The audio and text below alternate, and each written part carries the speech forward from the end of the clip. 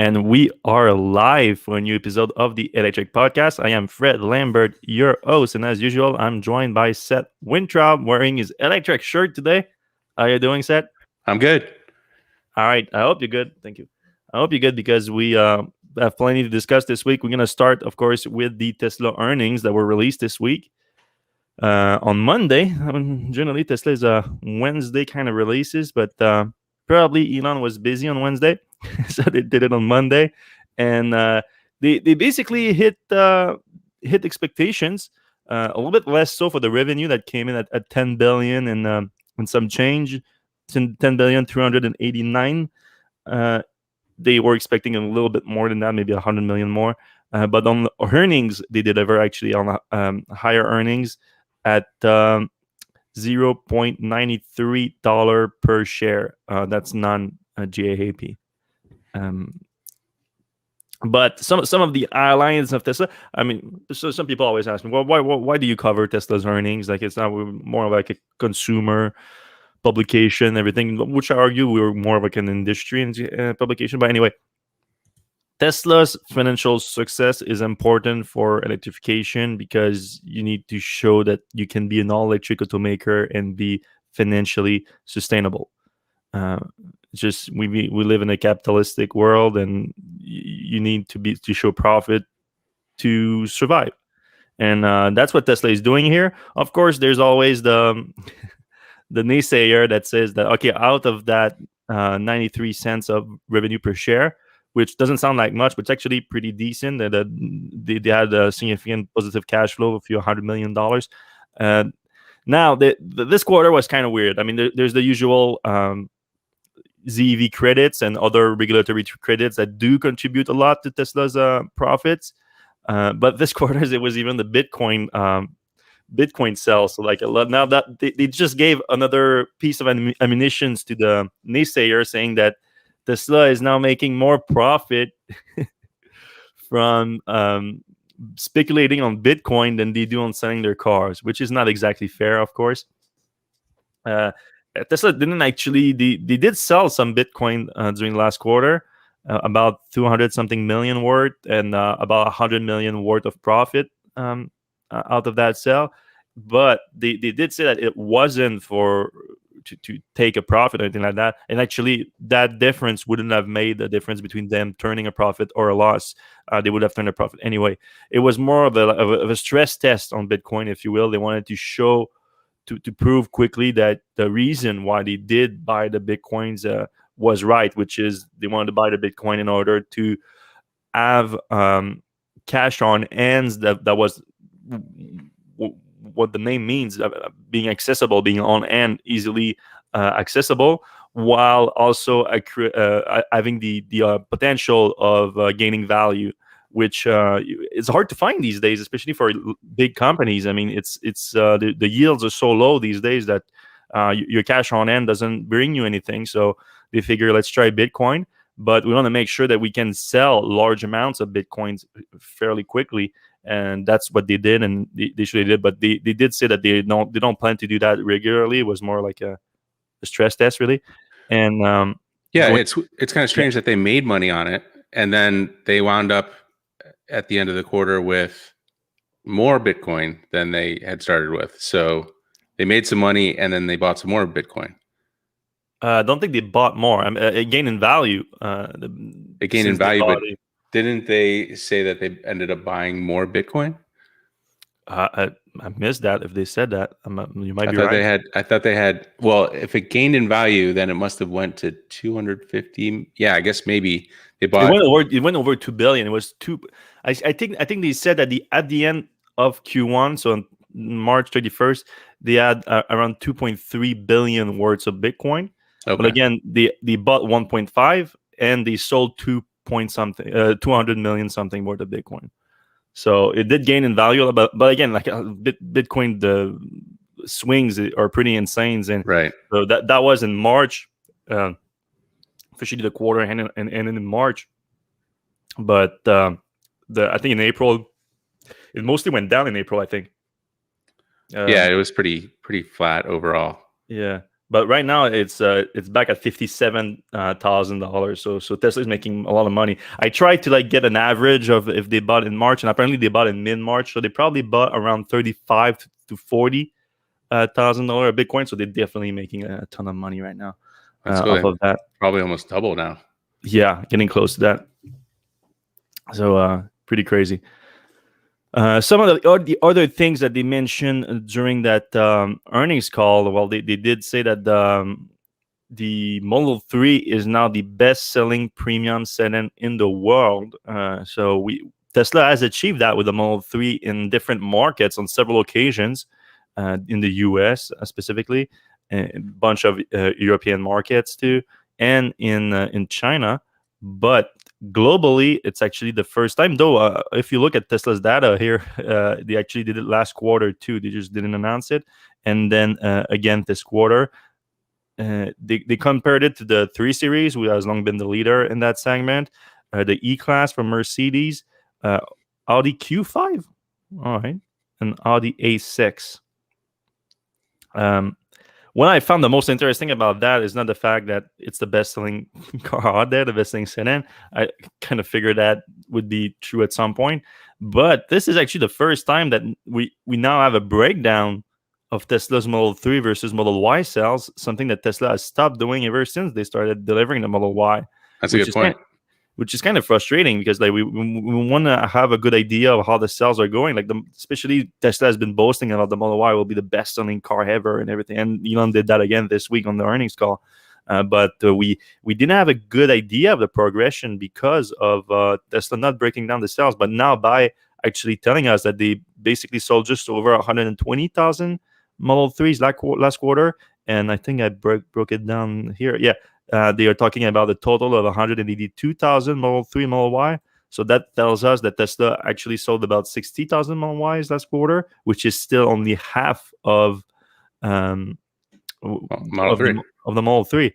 So we were thinking that in the last 2 quarters, Tesla was probably getting closer to with the Model Y to the Model 3, but that's clearly not the case.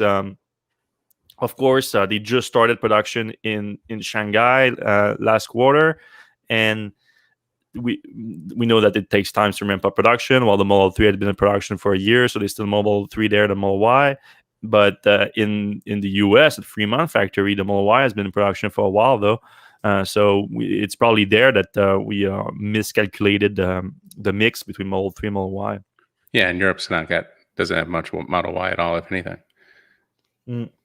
So that will change quickly once Berlin and Texas are both in production, which both factories gonna start with Model Y production, and that will probably make the switch not as quickly as people think, though. That's the thing to keep in mind. Like the production ramp up of the Model, like if people think like I look at Shanghai as like all Tesla went from like no Model Y production through 10,000 a month within 3 months. I wouldn't necessarily expect that out of Berlin and Texas, because they're not like Tesla was already producing Model 3 out of Shanghai. Wasn't the case. It's not the case in Berlin and Texas and Austin. Yeah. So because I see a lot of people being ultra confident in the million cars delivered for Tesla in 2021. And I'm more of the cautious side on that. I think you would need almost perfect execution from Tesla at both new factories, and so I like to be a little bit more cautious on that front. Model S and Model X. So we've been wanting an update on that for a while because the cars were unveiled in January.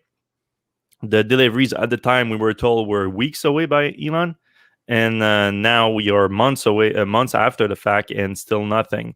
So in Tesla's shareholder letter, they just briefly mentioned that first delivery of the new Model S should start very shortly. That's not a very precise timeline. But then during the call, the earnings call, Elon did mention that you expect Model S deliveries to start next month, and Model X deliveries in Q3, which is between July and September. The other interesting thing that he mentioned about it, though, is some production volumes. So we reported before, based on an email that we obtained from Elon to Tesla employees, that they were planning to add a second shift to the Model S and X production, which hasn't happened in a while since the decline of the vehicle programs in terms of popularity, and Tesla's focus on Model 3 and Model Y. But now they're bringing back a second shift because they saw the demand from the launch, the release of the new versions in January. And now Elon added a few details. He expects Tesla to achieve over 2,000 S and X mixed together per week. And he says that he thinks that 2,400 to 2,500 is also possible. He said that it's contingent to global supply chain issues, which he think are going to be solved. So we're talking about 100 to 125,000 units per year, which 100,000 was the original goal for Tesla with S and X and the two flagship vehicles. They really only achieved that in late 2018 in terms of an annualized rate. Like I think in Q4 they sold over 25,000 of them, Q4 2018, and then it started to decline from there. So they kind of achieved that originally, but then Model 3 and Model Y just took over. They had to focus on that. But now it looks like Tesla is planning to have 4 healthy vehicle programs running at the same time, which is exciting because that shows more of a mature automaker. I think having several vehicle programs that you spend time on, because of course I think I said that they were neglected, but I mean the performance always improved, but we assume that the performance improved because of work that they were doing on Model 3, Model Y that was leaking down to Model S and X in terms of battery cell chemistries and all that, software improvement and things of the sort. Now we're talking about a complete redesign of the interior, a refresh of the exterior, and a bunch of new features. So Tesla going back to, depending on how you see it, going back or actually first achieving for the first time over 100,000 cells per year would be quite impressive, and that would put the Model S and X back at the top of their own segments, I think. Yeah, and then once all that's done, they can start focusing on the Cybertruck. Not that there's the timing is right. If they achieve, let's say they achieve the volume production in Q4, which I think is likely.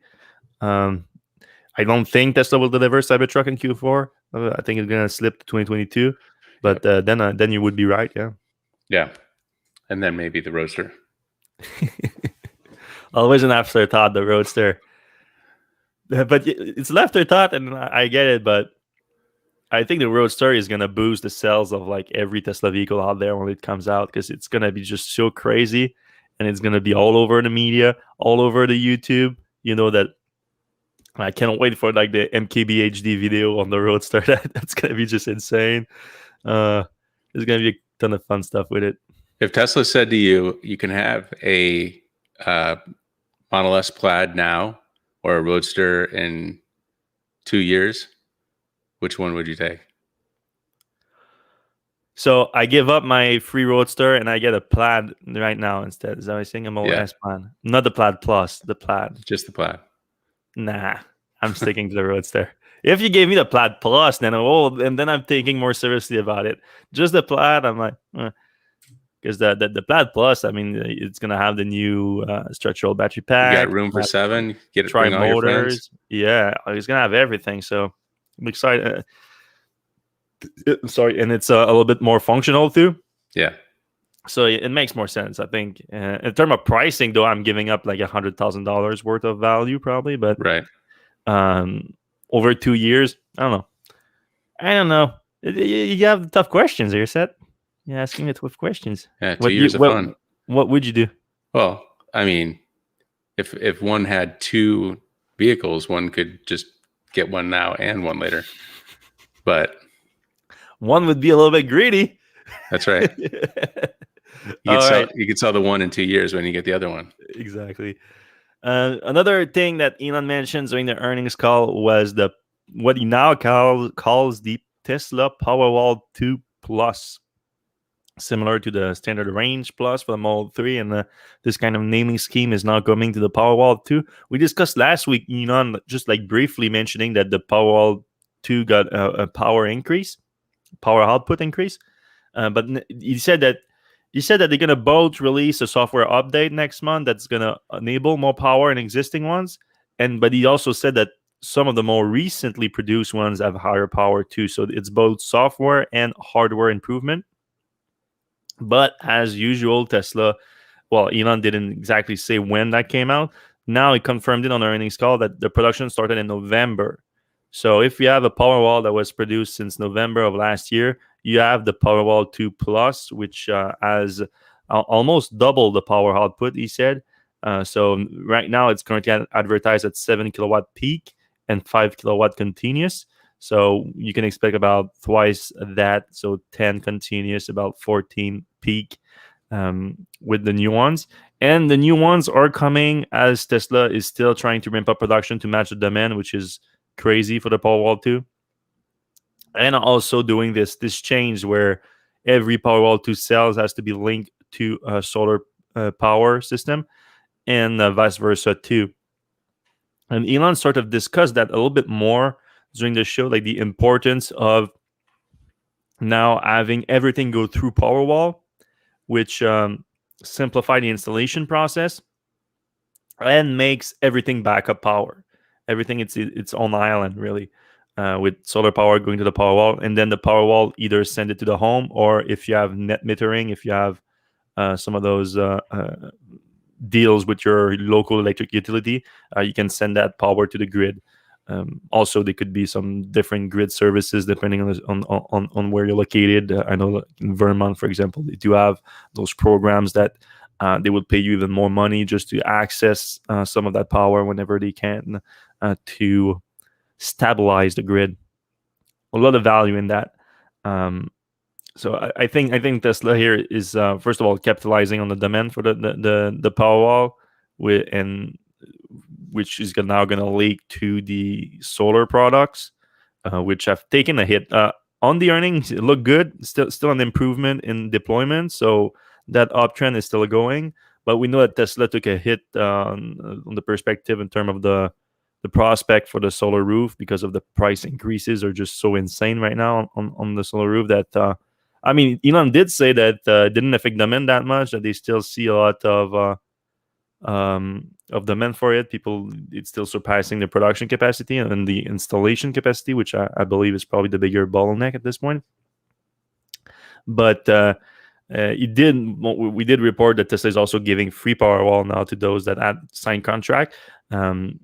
You could assume that's because people are just canceling and that's affecting demand, but Elon sort of like contradicted that during the call. So it might be simply just because Tesla feels bad for doing something that a lot of people are calling illegal in terms of or not, like they're going back on signed contracts, which is not fair. So they are kind of sweetening the deal with those free Powerwalls. But since I posted those free Powerwalls things, I think it was last weekend, and I mentioned like I had 4 Tesla solar roof owners or potential owners that had signed contracts where Tesla reached out and offered that free Powerwall to them. I think the price increases on those were 9,000 to 12,000 between the 4 of them. Like it was different, but it was between 9 and 4. Since then, though, since I posted that article, a bunch of other people reached out to me and like, yeah, Tesla gave me that deal too of a free Powerwall and everything. But my price increase wasn't $12,000. It was like $30,000, $40,000. One guy went from 52 to 94,000, I think. Almost double. Yeah, almost double. Crazy. Yeah, and so for that guy, a free Powerwall, which is worth like I don't know, between $9,000 and $11,000 when installed. Not going to cut it. Yeah, not as good of a deal. So I have a question on the Powerwalls. So the output is higher. And I don't know the answer to this, but I know that they set the breakers to a certain level, theoretically based on what the output of the Powerwall is. Do they have to change like breakers now? If they do a software update, can it put out more than your breaker can handle? Or did they kind of factor that in when they spec'd out the Powerwalls? I assume that the Powerwall is smart enough not to send power output that's gonna overload your breakers, but I wouldn't know. That's too much in the weeds for me. Too much in the details. But an interesting question nonetheless. Yeah, I mean the way I saw the whole move personally, it's more like what Elon has been saying for a while now, that the Tesla is becoming some kind of distributed, decentralized electric utility, and I think that becomes more true if everything goes through the Powerwall, then everything goes through Tesla, which is a big deal.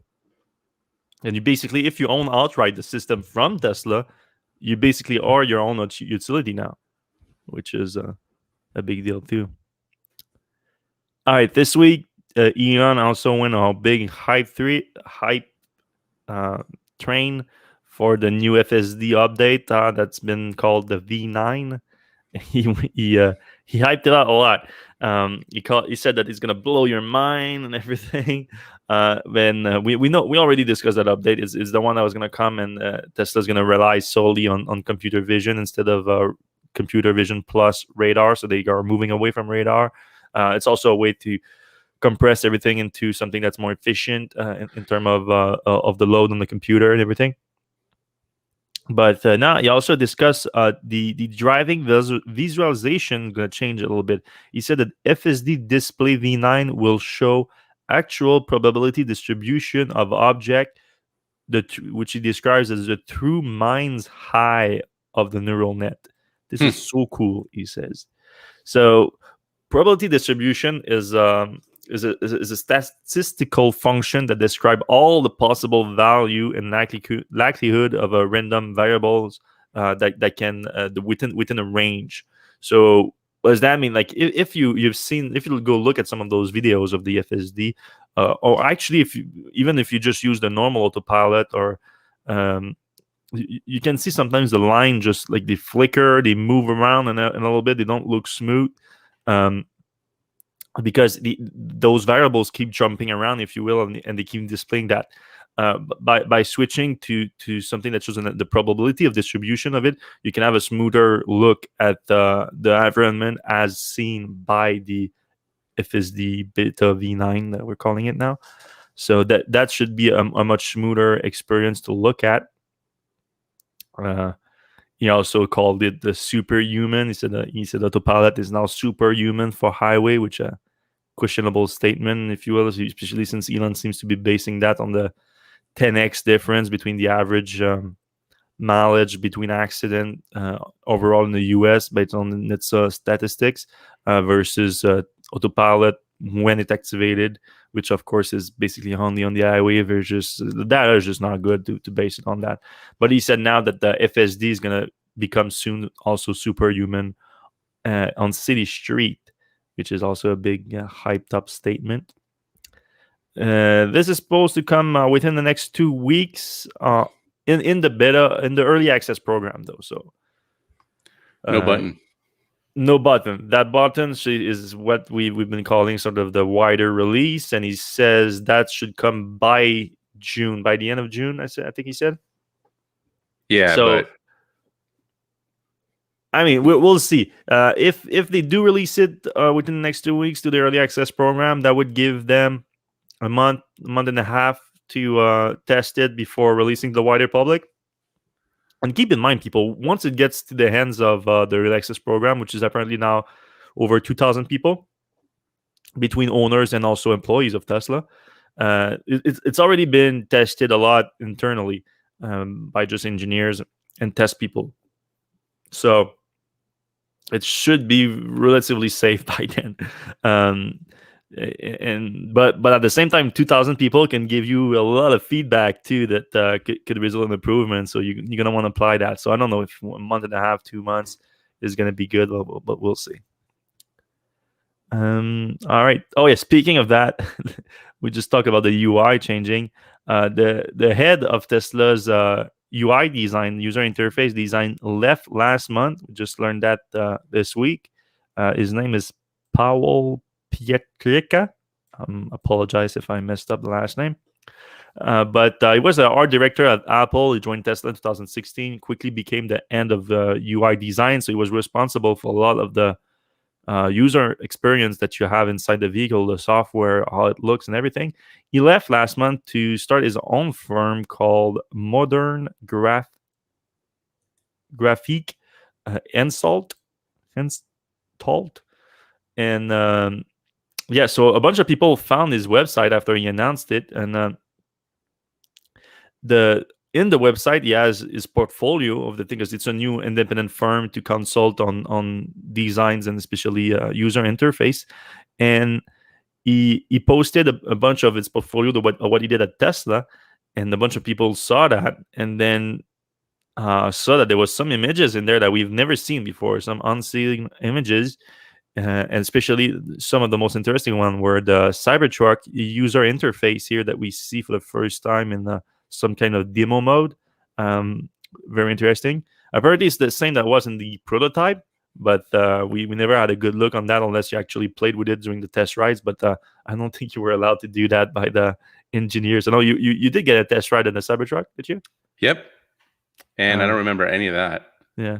I mean, we were looking at other things that was pretty crazy. And they were going fast too. And the other thing that's related actually to what we just discussed is the FSD, this image here of the driving visualization that shows right here intersection like we've never seen them before.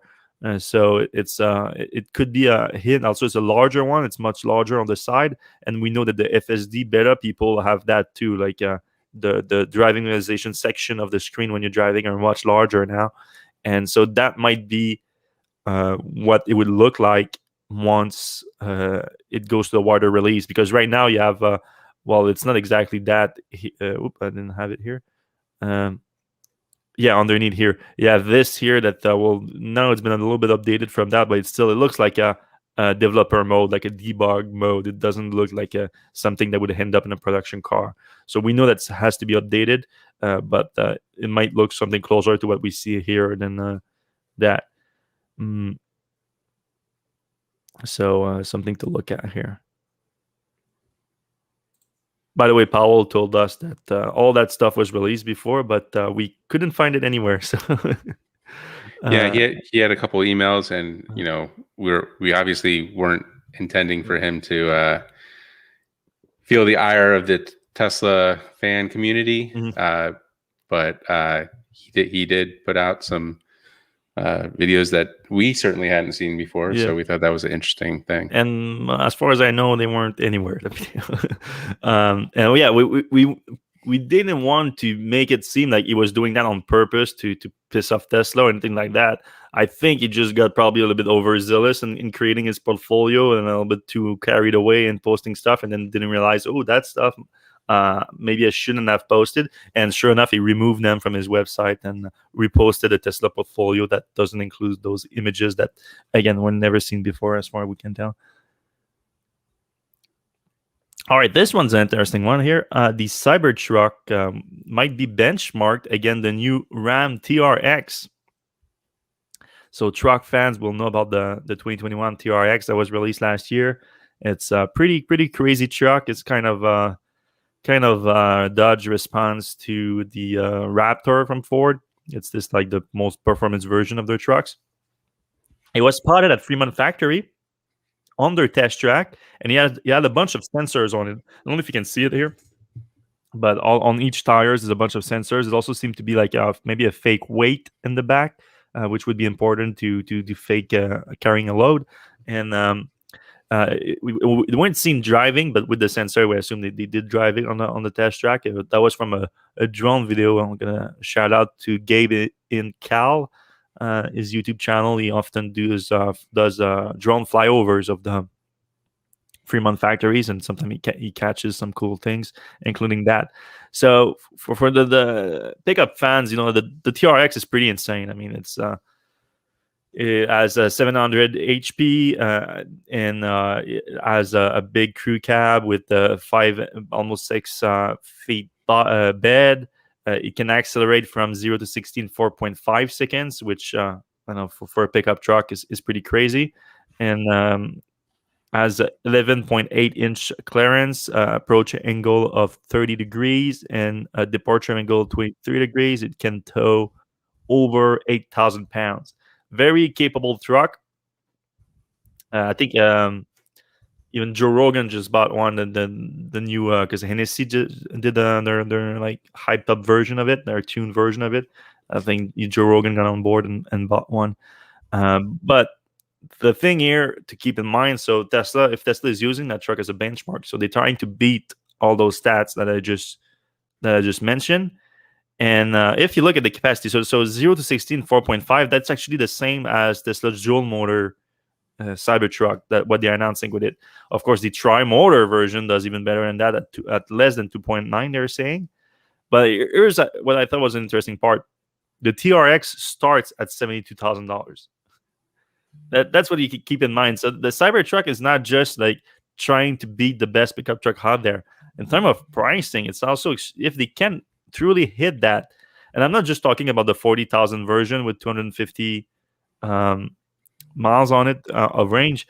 This one is a bit underpowered compared to some of those more performance trucks and everything. But you start at the dual motor one, extremely similar capabilities as this top of the line Dodge Ram, and it starts at $50,000, $20,000 less than the TRX, and that's before incentive. That truck could potentially have access to incentive. We don't know that yet.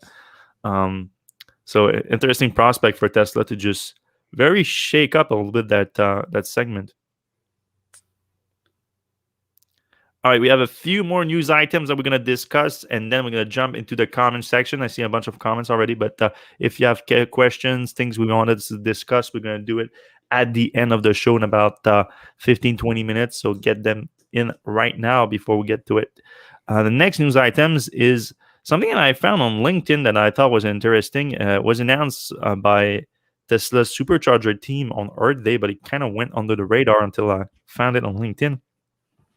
Mr. Justin Lange, he's the market lead for Supercharger in the Mid-Atlantic, and he shared those stats that Tesla's team shares. Tesla Supercharger team shared on Earth Day.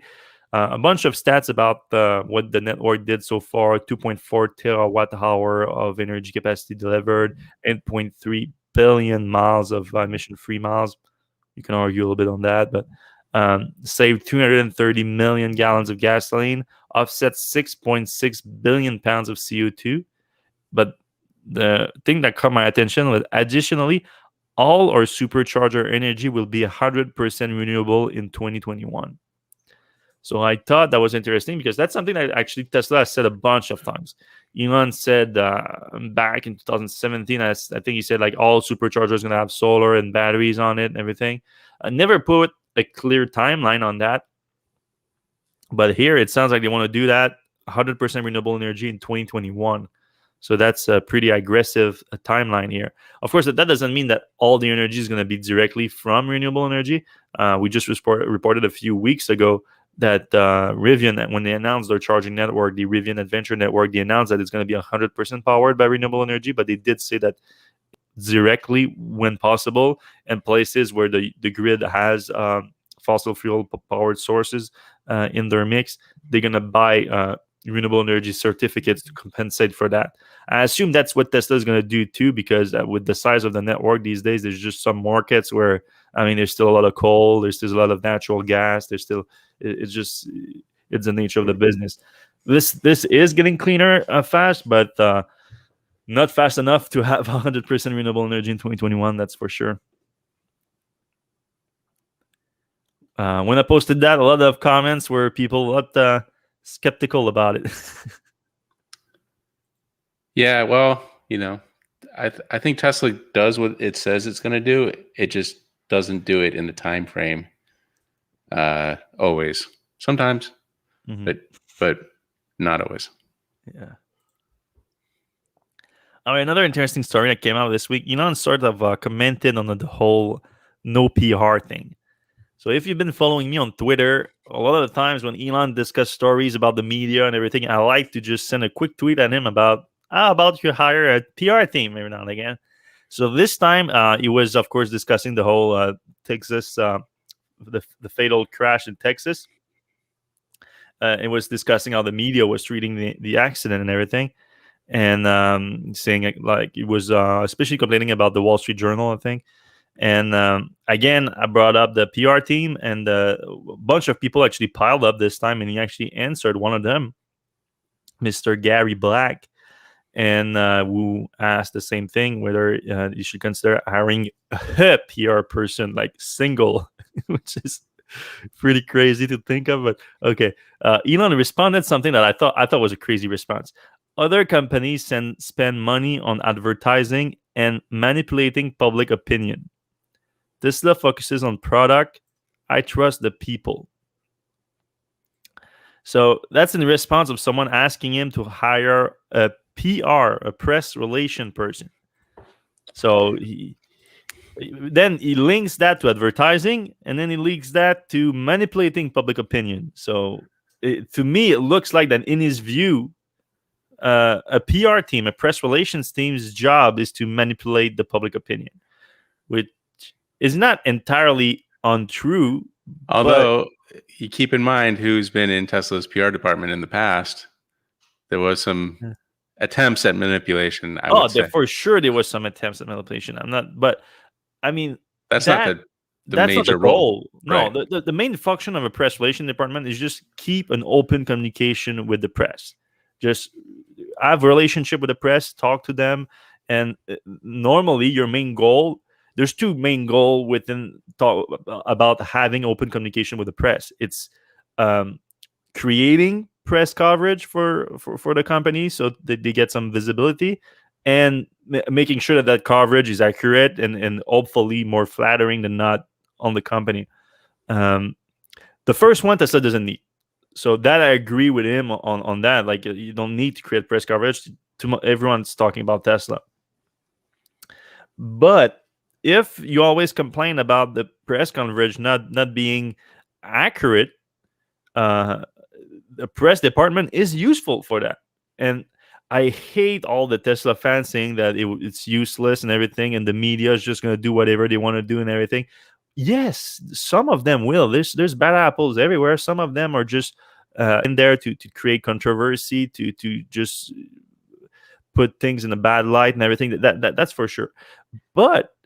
And we can talk about that because we are close to the media. Like I know a bunch of journalists covering Tesla, covering the film and everything, and the vast majority of them, they're not out there to get Tesla or anything like that. They are out there to inform their readers. Like I know that's my goal. Like we want our readers to be as informed as possible about Tesla, about the electric revolution, everything, and they want the same thing for their readers.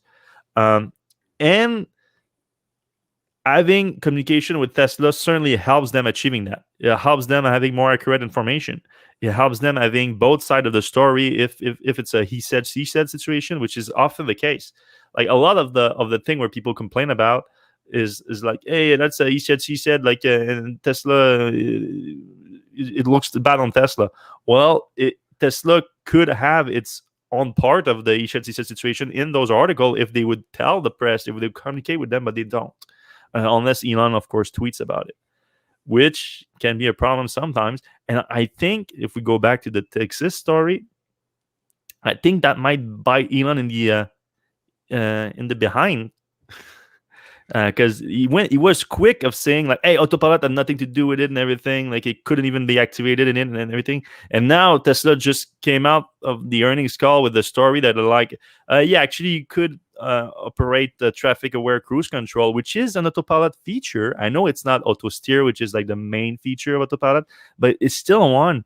And we know that Elon has been in trouble and sometimes for what he tweets that are not accurate, and that's one of them that I think could. I don't think he was trying to be deceiving about that. I just think that like in his head he was more thinking like, oh, auto steer is more what it is. But yeah, this whole thing is so confusing too. Like. I mean, the Movery statement, the statement for the VP of engineering at Tesla was also a bit unclear. It was certainly clearer than Elon's quick tweet. Right. But you can see it wasn't a press statement that was crafted looked at, make sure that everything is fine. It wasn't that, because it was confusing. He stated it as if it was like it wasn't the data from the vehicle itself, but a study of what autopilot could have been doing if they tried to activate it there. But at the same time, they did release some data about the seatbelt buckling and unbuckling at certain time within the accident. So both of those data together, like it made it very confusing. And I don't know. I to me, the way I look at it is Tesla not having a PR department result in a net decrease in accurate information about Tesla out there. Yeah, I mean, that is the big problem, because Elon obviously complains about the press not getting their facts right, but at the same time, there's nobody to get the facts from. Mm-hmm. So you can't have it both ways. Like, you can't not provide facts, but then complain when people get them wrong. And of course, everybody should be doing research and hopefully getting the right answers through their research. But like, you can't complain about people not knowing Tesla, but then keeping everything a secret and not having any way to get that information. So, I mean, we have obviously sources within Tesla that are, not official ones, but most big media doesn't. So they're just going off of, prevailing ideas in the space. So they're not going to have the right information.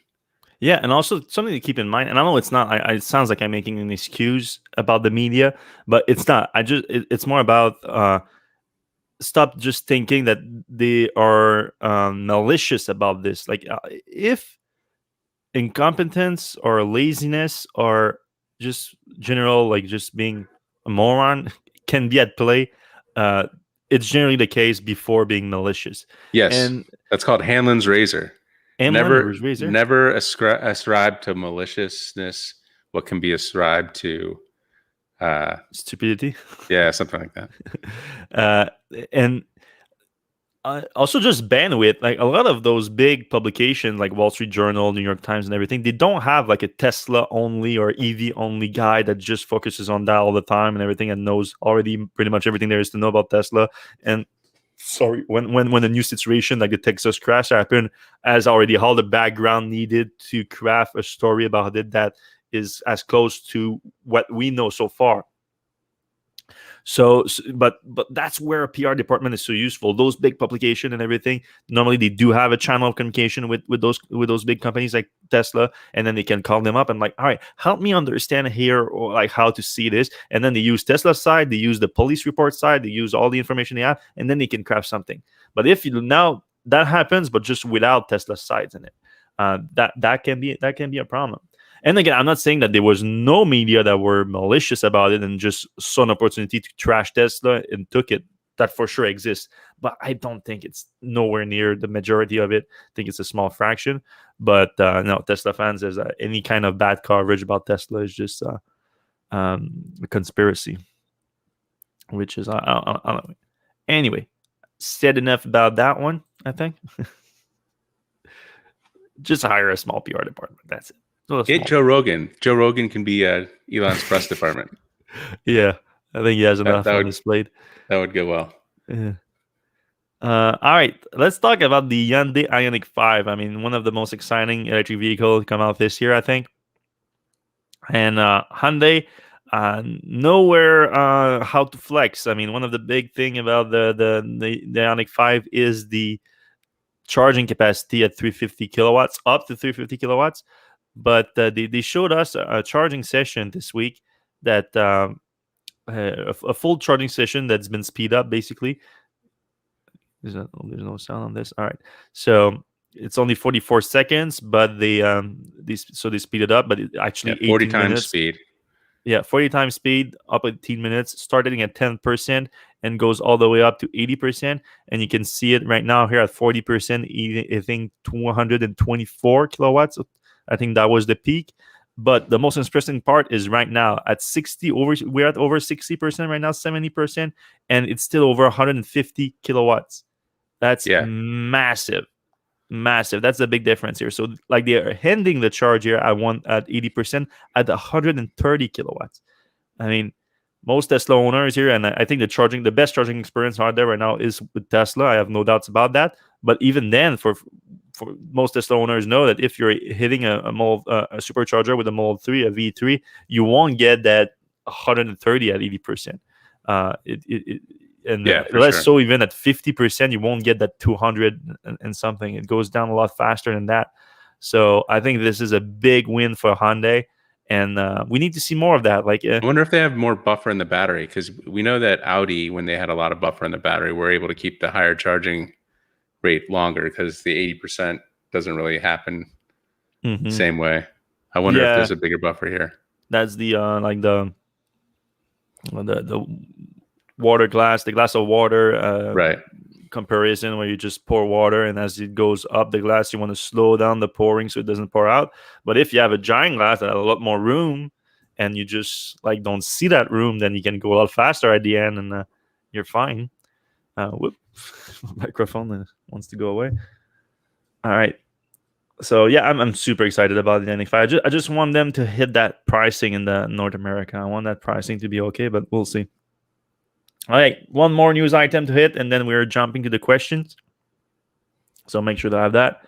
A study from UC Davis came out this week that I thought was kind of interesting, though not too surprising in terms of the results. Is they looked at something that we don't talk about so much, but is EV owners going back to gas. I didn't think of it that much because in my view, like everyone I know that went to electric, they don't go back to gas. Same. But apparently there are some people. They did a study in California, about 4,000 EV owners, and they found out that the EV owners, both plug-in hybrids and battery electric, they found out that about 20% of owners go back to gas, which I thought was high. But then you look a little bit more at the details of the studies, and it starts to make sense. And it's not as worrying as I was I first thought when I saw the headline, because I saw other people using the headlines of just 20% like that, and I said, whoa, that's kind of that's a lot. But you look at it, then it's not that bad. First of all, it's 18% for battery electric and 20% for plug-in hybrids. So a higher retain rate for battery electric than hybrids.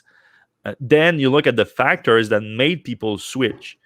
The biggest one is not having access to level 2 charging at home, and that's the big deal here. That's what I think makes the biggest difference. A lot of people are decide to make the switch to electric without having proper charging at home. And some people can pull it off. Like, for example, if you work from home and things like that, it's not that big of a deal. You can like trickle charge, and it works. But if you have a decent commute and you cannot charge overnight, then it starts to really reduce the advantages of the EV ownership experience. Because the biggest advantage of being an EV owner, in my opinion, is to basically have a full tank of gas every morning. Like, you charge overnight, and it's like someone comes at night. If you have a gasoline car, if someone comes at night without telling you anything and just fills up your tank of gas with one of those gas canister and just leaves and doesn't say anything, like that's what happened with an EV. When you own an electric car, you just plug in when you arrive, takes a second, and then when you leave the next day, you have a full tank or a 90% tank or whatever you want to, how you manage your battery pack. But if you have just level 1 charging, then if your commute is less than, like, let's say 50 miles complete per day, then it's not too bad, because on a 12-hour charge, you're gonna get that back. But if it's more than that, it starts being more difficult. And then if you don't have any charging at all, like if you live in an apartment, you have to park on the street or something like that, then that's a much bigger problem, because you have to completely rely on public charging, and that's not as great of an experience as overnight charging. The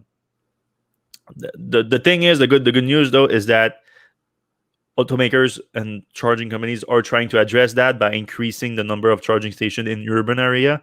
At first, people were just focused on enabling long distance travel, so focusing on less populous area with where there's highways and where you would stop to get somewhere else, which made sense because most EV owners were people that have garages, that have like parking at home and everything, and could just charge there. But it's becoming less so. So this is creating a problem. And then you get part of the answer too. And if you look at the brand loyalty, like who goes back to gas based on what EV they bought. And unsurprisingly, if you bought a Tesla, that almost no one goes back to gas. And they found that a lot of people that go back to gas is because they bought one of those Fiat 500e in California. So that was the biggest factor in this study. Like a lot of people bought that car because it was super cheap, and you don't have to buy gas. And it's an okay car if you're just doing city driving, but there's no long distance travel with that car. It's extremely short range, not very fast charging. So, and then if you cannot charge that thing at home, then even your commute is going to be hard to do, because you need to charge that thing full basically every night. So yeah, it's I think that was the biggest factor in this study. Like, if you take out like the Fiat 500e and the few of the like lesser EVs there, I think it's obviously going to be a lot better. The stats are going to be a lot better. The other thing that they found too is that for some reason women go back to gas at a higher rate than men. I think, I'm assuming here, that wasn't in the study, but I'm assuming that has probably to do with what car they're buying too. A lot of guys wouldn't want to be caught dead in those Fiat 500e. So probably a lot more women were buying that. And again, they were just not happy with the experience, which I don't blame them. So I think that might be a factor, but I'm speculating here. So I don't know for a fact. But that was an interesting study. All right. We're jumping into questions. Unless you have something to say about the study, or? Oh, I think we're good. All right. Here we go. What do you think about this tweet? And then there was no tweet. So let's go. You're live. All right. Oh, let's keep going. All right. Between the regulatory credits, capital raises, and Bitcoin sales, Tesla has certainly figured out ways to make money outside of its core business. Yeah, but that's fair. I think the core business can also make some money if done right. So. Yeah, and there was a bunch of factors too that negatively affected Tesla and their earnings, like the Model S and X not being delivered because of issues, supply microchip supplies too. Right. A bunch of like Tesla. I think like Q2 won't be that great either. I think let's start looking at Q3 and Q4 this year. I think that would be where Tesla will shine financially, unless there's a major downturn of economics and whatnot. Yeah. All right. So Kyle Day is referring to when we were talking about the Powerwalls, they definitely need to change breakers. Mm-hmm. I have 2 Powerwalls with 30 amp breakers each. Won't support double Powerwall draw. Oh, yeah, that makes sense. Wiring likely will need changing too.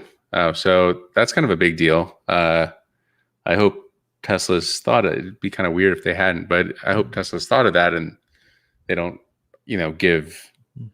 put too much power into Powerwalls and break somebody's wires, or that'd be weird. All right. So Jay says, I may have missed it, but how did the Florida Model Y trip go? Thinking about a Model Y Florida trip in 2 weeks, new owner. Yeah, I should have wrote about it. I'm actually going to write something about strategies for going fast, because there's when you can either go fast or use a lot of charging stops. Or if you go fast, you have to stop a lot more because there's a lot more resistance. So I think what I'm going to do is do a post about like how to draft behind cars, how to kind of roll into. You do that? You draft behind cars? But behind trucks, you got it. Because basically what you do is you get on the road, you find a truck, you get behind the truck, and then you wait for a faster truck to come, and then you get behind that truck, and then you keep going up higher and higher until you're like at 85 miles per hour. And then you get trucks are not allowed to go even 85. They're not supposed to, but you'll find them, especially at night. Really? Okay. Oh, for sure. And then so you're going 85 miles per hour. They all have trackers these days. Those trucks, they all see the speed limits. And I'm surprised that you can. Well, maybe at night, I don't know. Yeah, so you're going 85 miles per hour, but you're getting the range of like going 60 miles per hour. Mm-hmm. So then you can make those like 200 mile, 250 mile supercharger brakes. And that's pretty much the best way to go. Like there's no better way to travel. And you've got autopilot on, but you can't have navigate on autopilot on, because the navigate will try to pass the truck. Yeah. So you have to kind of trick it into just regular autopilot. And then at the very end, like when you're getting close to the charging station, then you really gun it, because then you want to pull into the charging station at as zero. low as possible. Yeah. So we kind of play it safe until we get close, and then we just gun it at the very end. So we made it to Florida from New York City area in 22 hours. And I think that, the Google Maps was like 20 hours and some minutes. So we only lost 2 hours somehow of charging time. That's really good. Yeah. And it was like, because we went faster. We were certainly, I think we averaged like 75 miles per hour. So we went faster than Google Maps assumes you're going to go. But we obviously didn't only spend 2 hours at charging stations. We spent a lot more. But it was pretty much just a cannonball run. My wife and I are just like, we have no interest in staying at a motel on the side of the road with the kids asleep, pulling them out of the car. It's not worth it. And the dog and everything. Yeah, it's no fun. I went on a little bit longer road trip when I went back from the cottage 2 weeks ago. And do you find that Tesla's ranges go down a lot faster when you're at the last maybe like 60, 80 miles? I don't think so. The last few times that I've been going down that much, like I feel like it goes down a lot faster. Yeah. Maybe it's just some kind of range anxiety that kicks in or something. But yeah. I know that there's like 17 miles or something of extra range at the bottom. But I don't want to find out. Yeah, I don't want to find out either.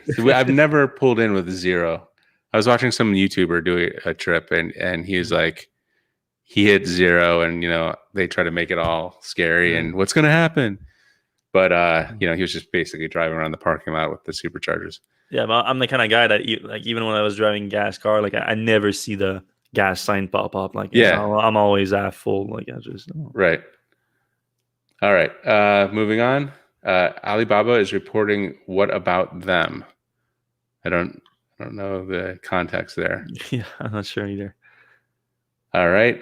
Any new solar technology on the horizon? Still not quite efficient enough now for my smaller roof to make sense just yet. I feel like solar is like one of those technologies that improves like a percentage point every year or something. Yeah, but there's a ceiling. I think we're getting pretty close to that ceiling really for solar panels. But I mean, if you have a smaller roof, you should have smaller electricity needs too, like in a smaller house, depending on how you eat and everything. But I wouldn't expect like big jumps in solar technology right now. Yeah. All right. 2000 Tubes says Tesla has a PR department in China, and yes, it does, and that is weird. And they work hard too. Yeah, and they're actually pretty good at it. Yeah, they're always putting things out there. Like they just posted just an hour ago about they released a whole blog post about the situation with Miss Zhang, the woman that protested at the Shanghai motor show at Tesla's booth. And that post was great. Like they laid out in details everything that happened with her, so that people just know exactly. And I think that will help the coverage and the media to know that, because what happened with her when she did the protest and everything, like she definitely went overboard with like jumping on her car and everything, but she was treated like she was like dragged down and everything, and then dragged by the police and whatnot. And a lot of people were upset about seeing that, for just her saying that, oh, Tesla's brakes don't work and everything. And Tesla even apologized for how they managed the situation and everything. But now I think, knowing everything that happened before that, you can see why Tesla was short with her, because she went a little bit crazy with I don't know if you saw the post already said, but she went as far as like she brought our damaged car to another car show, and she even hired models to stand by the car with the big sign on it that says that Tesla's brakes don't work and everything. Wow. She went overboard a little bit. But to be clear, this is not the person that was hired by NIO or was coming in on NIO's Look, I didn't go into that stuff because what I tried to find out exactly what happened, and people are saying that Neo's glass supplier, but like it's sure it's Neo's glass supplier, like that she went into the press day with the pass, but it's also like they supply glass to a bunch of other automakers there, so like yeah, you cannot blame Neo. Maybe there's some shenanigans going on here, but yeah, for her to get the press pass, but to blame Neo right away, I'm like, yeah, like this is a big jump. Like it's not like this supplier only exists to supply glass to Neo. Yeah. All right. Sorry, cruise control is not autopilot. I don't think that was the assertion. Well, yes and no. I mean, if you look on Tesla's website, they do list the traffic-aware cruise control as an autopilot feature. If you look on Right. Tesla's website right now, there's two autopilot feature. Autopilot is traffic-aware cruise control and auto steer. That's it. So yeah, there's an autopilot feature that was that could be activated during that crash around that crash. Frederick Skernkorb says, meh, the press was reporting what the constable said, which appears to be erroneous. Well, they're quoting the constable. Yeah, that was my big point in the whole thing about like all the Tesla fans saying that the media was just bashing Tesla. For the most part, they were just like even the thing that Elon like wrote on was the New York Times headline that says Tesla crash driverless something. They used Tesla crash and driverless in the line, but then they said official said, which of course I don't like the word official says because it's like what's an official. But yeah, the guy from the fire department, they did say that they didn't believe that anyone was driving the car, and the media reported that they said that, which they did say that. If it was wrong, it was wrong, but they were reporting that they said that. They weren't reporting based on their own facts. Yeah. People were quick to jump on the FSD wreck bandwagon, which was clearly not the case. Well, yeah, that was a clear sign of the media not understanding Tesla's driver assist and autonomous vehicle programs, because they jump on the FSD thing, which of course couldn't have been the case. The only thing that could have been is some autopilot features like traffic-aware cruise control. But that's a lack of understanding that could be helped by having a PR department for sure. All right, 200 tubes. Is Tesla giving up on using radar because they can't solve phantom braking? I mean, because they think they can solve phantom braking without radar. That would be the assertion here. Right. Yeah, you know, I fail to see, like, I get what Elon is saying about not needing any kind of radar or LiDAR, but at the same time, I kind of feel like having redundant systems is a good thing. For instance, humans, it's not just eyesight. We have our ears and we have our, feeling. Like when we're driving and we feel blah, blah, blah, blah, blah, blah, blah, we know like the tire's probably blown out or something. Or when we hear a crash or a horn behind us, that's like we have other sensors. Yeah. So I don't quite understand we only need visual. Like that's kind of like a good point. I mean, if you're deaf and maybe you think maybe you use your other senses better, I don't know. I just don't quite understand and grasp that argument. I feel like more sensors is better. Yeah, that's a good point though, because with if a police is coming like and wants you to move over so they can pass with their sirens and the Right. lights, do they have like microphone to catch that sound, or they're only gonna move if they see the siren and they see the police car coming? Yeah. Also, if the police car doesn't want you to move over, but wants to you to stop, right, want to arrest that self-driving car, what are they gonna do? Those are interesting corner cases, and I would like to know how Tesla wants to approach them. Well, if they had a PR department, we could ask. All right, Clinton Devereaux. I don't know. PR is important to correct the record, share marketing videos and photos to create additional buzz. Well, they don't need that additional buzz. I think like everyone's going to write about them anyway. But yeah, for correcting the record, that's definitely the big deal. Yep. I think you solve FSD without additional inputs, and then you add back radar and other sensors to enhance FSD. All I right. mean, the radar is already in the car, so yeah, sure. Yeah. Clinton says the charging of the Ioniq 5 is really impressive. I agree. I think that 800 volt it might be the wave of the future there. It's also how the Porsche Taycan charges quite quickly. By the way, if anybody at Porsche is listening, we're ready to get the Gran Turismo review unit if that's on order. Ioniq is pretty sweet with the specs. Just curious to see what the price is. There is European pricing, which kind of indicates that it's going to be like a $50,000 car. Yeah, high 40s at best. What's also interesting about it, it looks like a little hatchback, but it's actually a huge hatchback. Yeah. I mean, they showed a picture of it next to the Kona, and it's like way bigger than the Kona. So it's just the form factor is deceiving. It's weird. Yeah, I like it because I like kind of the look of a hatchback. Yeah. All right. I hope you're right because I couldn't use NOA today because of light rain. Normally, autopilot is pretty good in light rain. Are you saying you were able to use regular autopilot but not navigate autopilot? That would be a first for me. Yeah. The issue is, or the buffer, the issue is minutes to charge. Ioniq is incredible. Yeah, I mean that's the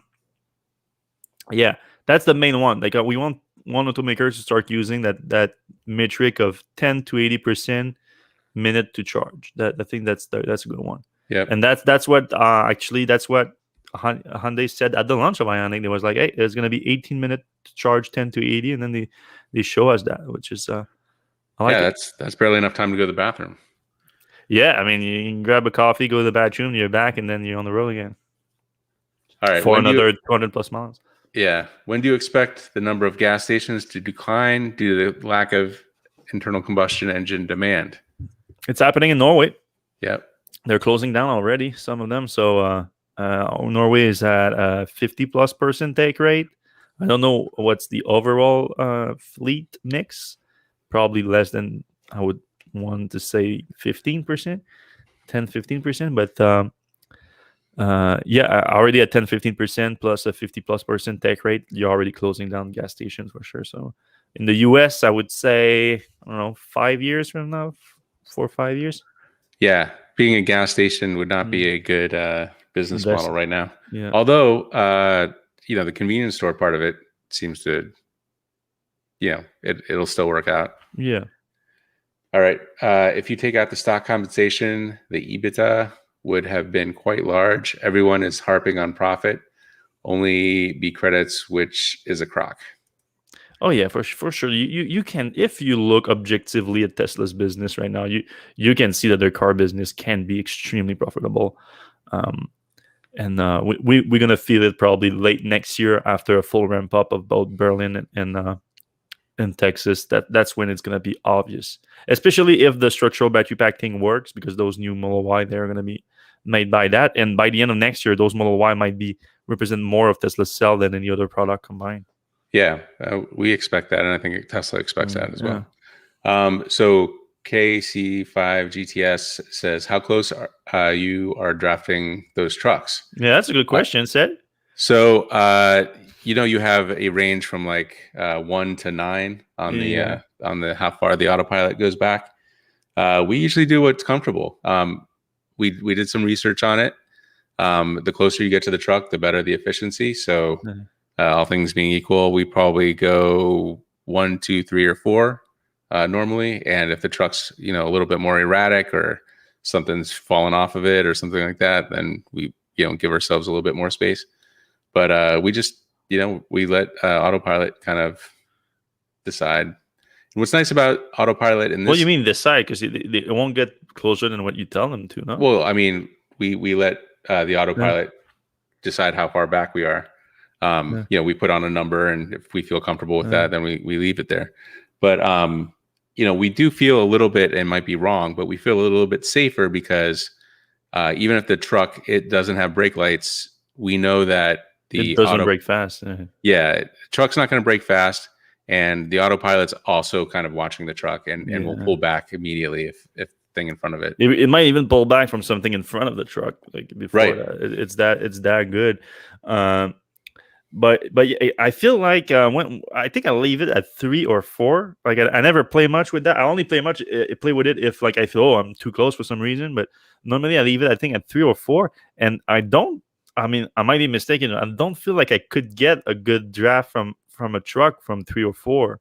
So you feel a difference with even with the 3? Yeah, we get like below 300 watts per mile, which is typically what you get at like around 60 miles per hour. And we can get that at 80 miles per hour if we get behind a truck going 80. So it's really the only way you can kind of keep up with gas cars. If you want to keep up with gas cars, you kind of have to take some of that wind resistance and speed there. Okay. I'll write a post about it at some point. Yeah, that would be an interesting one for sure. Here's something new. Did you know that you can share Netflix, Hulu, and YouTube links to the Tesla app, and your Tesla will launch the videos on the MCU directly, just like sharing addresses for nav? I didn't know that. I didn't know. I never use any of those services on my Tesla, to be honest. Really? Yeah, and I mean, the only time it would make sense is if like I'm a charger or charging, but most of the time I just want to get out of the car and walk. Yeah, but around. you don't drop off the girlfriend at the store and have to wait in the car or something. She can go alone. I don't wait. I don't wait. Married person problems, I guess. Yeah. All right. I think I hear some laughing in the background. Hadvar Donald says, can you explain the reason for Consumer Reports' instructional video on how to defeat autopilot? You can defeat other cars with a brick on the gas pedal. I mean, trying to prove a point, I guess. Yeah, I'm not a big fan of Consumer Report when it comes to autopilot. I think they are, but you need to look at it from the perspective of Consumer Report. The whole thing is consumer protection, and they feel like Tesla has been a little bit too adventurous with autopilot, and they've been trying to rein them down for a while, and they will win on a mission to do that, and they overstepped a few times. And I think this one is one too. But again, this stems. I'm gonna sound crazy, but it goes back to the PR. It goes back to the PR team. Like they said that based on the only communication that Tesla released about the incident, which was Elon's tweet. So Elon tweeted that, and they're like, that's not true, and they tried to like prove otherwise. So if I feel like if there was a clearer response about the whole thing from Tesla, it could have maybe avoided that. I don't know for a fact, but I think it would have helped. All right, we're getting toward the end here, and this is the last question. Do you think Ford will have any volume on the Electrek F-150 by 2023? I mean, this week they announced some kind of a little bit investment on that, because if you want volume production of electric cars, especially a pickup truck, you need to secure a lot of batteries. And they did announce this week they sort of hinted at their own battery cell production, but they talk about pilot manufacturing, and it was more of a R&D investment than anything else. But they are looking more at batteries at least.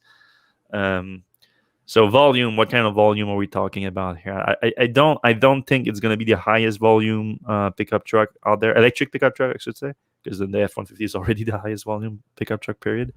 But I'm cautiously hopeful that it's going to be over 50,000, but that doesn't sound that crazy, right? Especially Tesla is talking about hundreds of thousands. And yeah, I mean, I guess it depends kind of on what they can pull in battery wise. You're right. Like the battery is going to be the bottleneck. I'm sure demand will be there. Yeah, I mean, if they hit their specs and they hit the price point, I mean, Ford's no spec ups. There's no reason for them to not come up with a great one that's electric, especially after the experience they got from the Mach-E, which great car, great electric car, and for their first all electric vehicle that is not a put up together compliance one and everything, like the Focus and that. The first one from the ground up, I think they really did a great job on it for the first one, and I really hoping to see something great out of the F-150. But I'm just not that hopeful about high volume in 2023. Maybe 2024 we can expect something higher. We'll have to wait and see though. We'll have to wait to see. In the meantime, that's it for the show, everyone. Thanks a lot for listening. Thanks a lot for watching. If you're watching on YouTube or Facebook, please give us a like. And you can subscribe to know whenever we go live next time, which is pretty much always on Friday at 4 p.m. Eastern Time. If you're listening on your podcast app, guys, please do the same and subscribe. You're going to download the episode automatically for next time, so you can listen in your car or wherever you listen to the show. And if you do like this show, please give us a review. It's always very helpful to get those reviews on this Apple Podcast app, and that helps more people discover the show, which we enjoy spreading the EV discussions that we do here. It's always fun. So we appreciate all the people that send out questions today too. Thanks, Frederick. Thanks, Cal, and all those people that I really appreciate it. We're going to see you next time. Have a nice